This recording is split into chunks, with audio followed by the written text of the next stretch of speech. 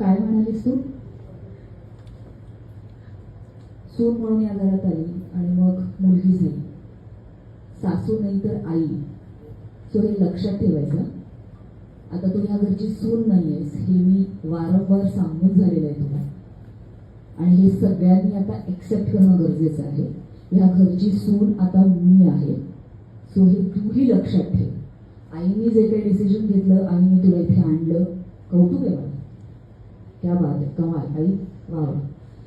पण मान खाली घालून या घरात राहायचं, माझ्या वाटेला जायचं नाही, माझा इगो भिंचायचा नाही. आणि जर तू तसं केलंस तर तुला माहिती आहे गाठ माझ्याशी.